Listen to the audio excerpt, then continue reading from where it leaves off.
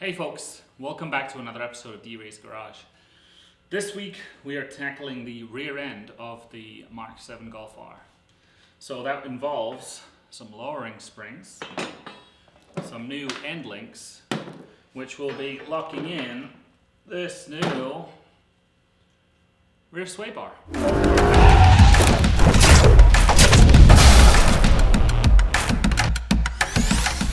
For the rear sway bar, we have these little rubber insert bushings here, which go into these rather fancy little fastener connectors with a grease fitting, or I think it's a Zerk fitting, I'm not sure, you can tell me. So you can maintain the lubricity within here so that this sway bar can continue to move freely throughout its life and facilitating servicing because you won't have to take it off. So all those things together should make for some enhanced driving feel. Certainly should tighten up the rear end of the car, and then in the next episode we will take on the front with some lowering springs at the front in addition to some new end links. As far as tools go for this project, it'll be pretty regular standard car operating tools. However, the one exception, and if you've worked on European cars you've probably encountered this set of triple squares will come in handy. As the name implies, you take 3 squares, you lay them on each other and twist them around a little bit, you get 12 sides. So I think you could get by without them, but some of those suspension parts are going to require that. As they go back on, 034 has given us the courtesy of using hex, which, in case you don't have them, well, I mean, you need a hex set too. These are running roughly $20 or so on Amazon these days, so certainly it's more of a concern to get them in-house than an expense issue. Other than that, I've got some ratcheting wrenches here, got some my socket set, I got this to get off the wheels, I got my torque goodies, and then I'll let you know along the way what else I use. Obviously, keep those hands a little bit protected along the way too. So you can see I put my car up. I know many of you have probably lifts, jack stands, however you're going to get your car up. Go ahead and do that. So this is actually a pretty good spot to show you the anatomy of this. At least I think it is. I'll see what picks up on camera. Here's the spring that's coming out. Here's where the end link ties in from the sway bar. Here's one of the spots where it's the bracket for the sway bar connects, so we'll be removing that. Continue the anatomy here. So I'm coming in from the passenger side exhaust, and then up here this is the end link, and then back behind there, I'm not sure how far you can see, I'll try and point it out on the screen, is that first bracket there, and that bearing looks pretty short. We'll take a closer look at that in a minute. I haven't noticed that before. This is the spring. Here's where the end link will be replaced at, so we'll have to remove this. Then we'll remove these two, and I'll give you the sizes when we get to that.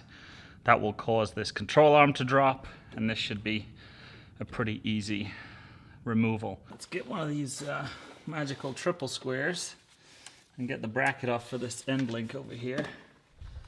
I did have to jack up the rear here, the rear control arm, just to get access to this top one on the bracket, so we'll see how this all shakes out. Let's get the bottom one out first. Go down easy street. Gotta get this in reverse.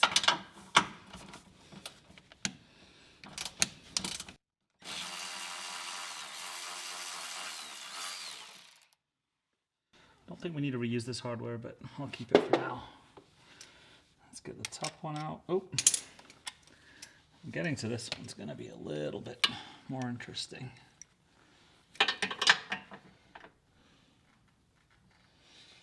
Oh, let's try that.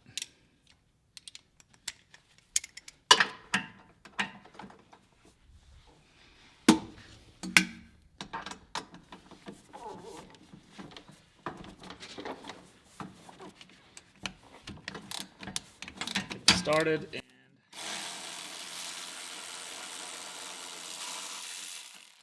come on. 10 mils is the right answer for the triple square you will need when it comes to these brackets here on the end link. So this end link is held on by 13s.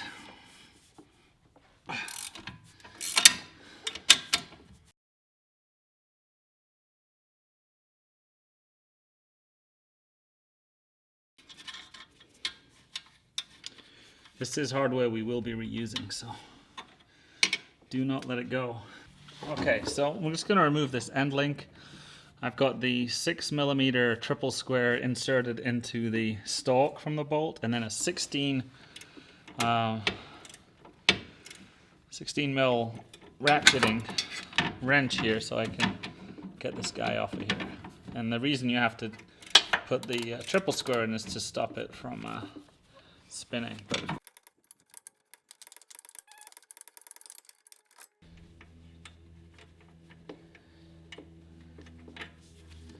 Alrighty, let's keep this nut handy.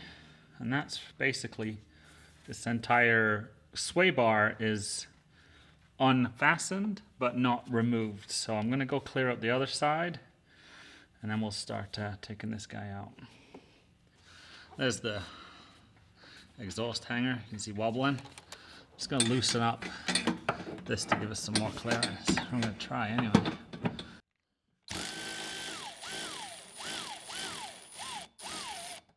Alright, if we need any more, then I'm going to have to get something to hold it up a little bit.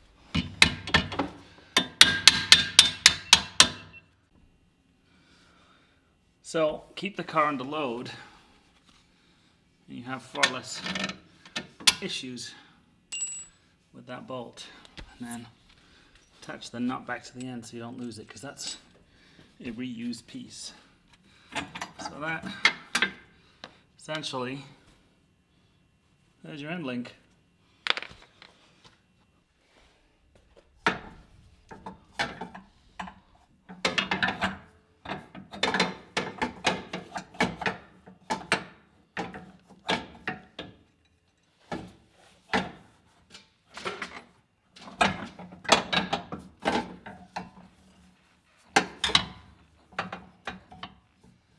Come on.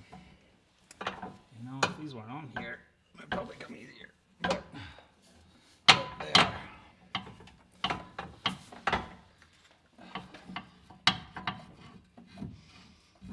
Come on.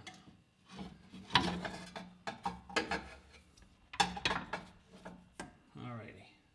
Now take the suspension offload, because we don't want this spring fighting us, so let the weight of it hang.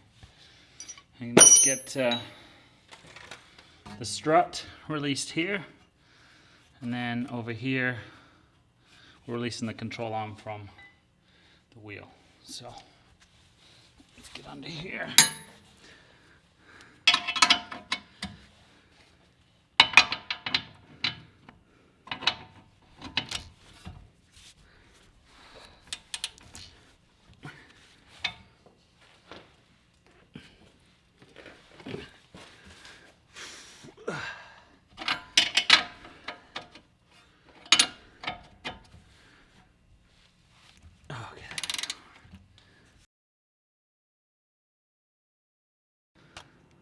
Alright, that's one out.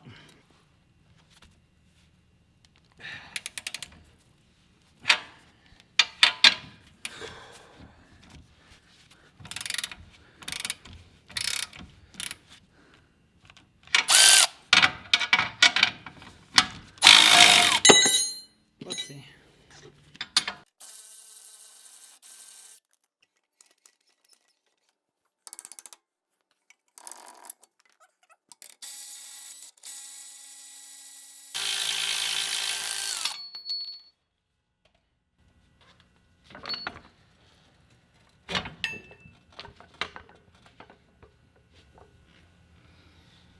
So I think you just saw, if I did this right,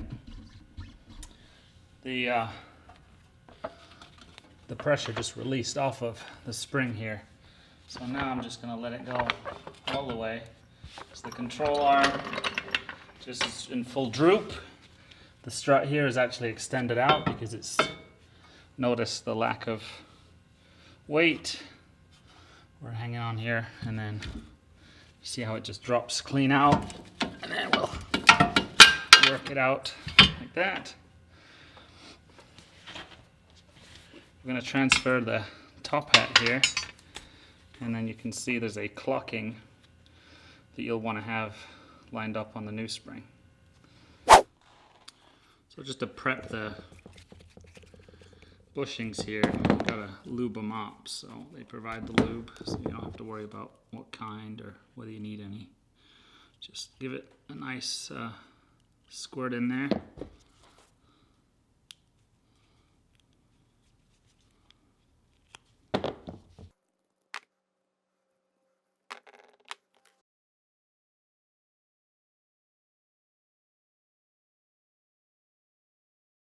While I have all the gubbins out of the way, don't have to fight around the springs, I'm going to put this, try and line this back in and just set it by hand. Hoping makes life a little easier here. Alright, let's wrestle this thing back in here.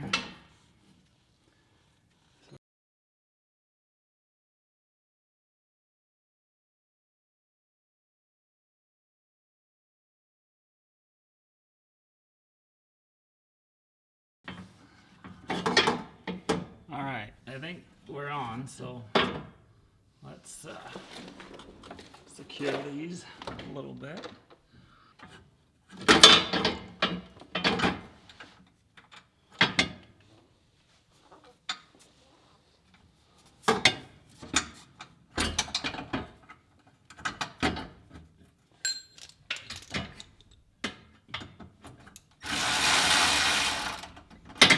Alright, we've got a little bit of stability now, so where can I put the other side?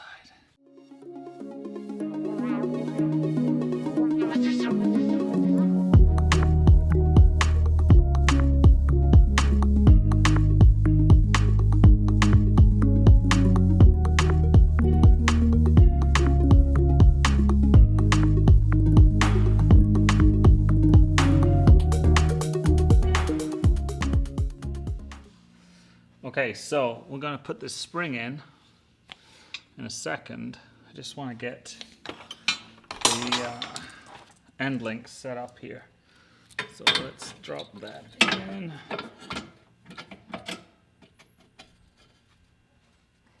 Line it up. And then we'll just set that here for now. We will connect all of this once. Once we have it on the load, but I want to at least get started here, get this out of the way. Spring, we have the perch sitting on top here, and it's clocked, so the end there matches up with where it ends on here, so it should prevent any squeakage. Pull this down. Oops. Seat's down in there. Now, we just have to put Humpty Dumpty back together again.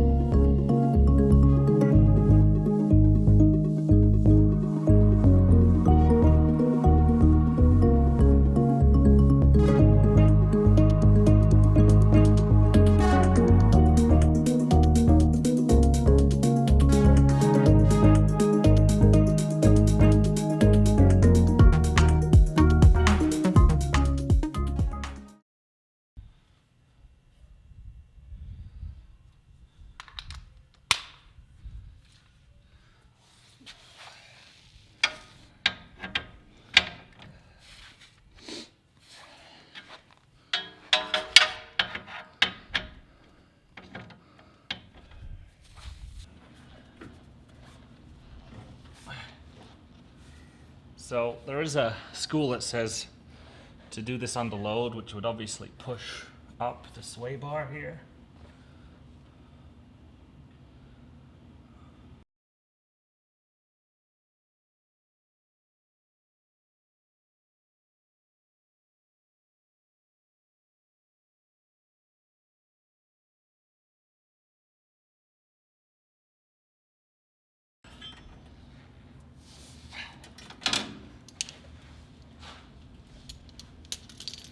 All right, that's in there.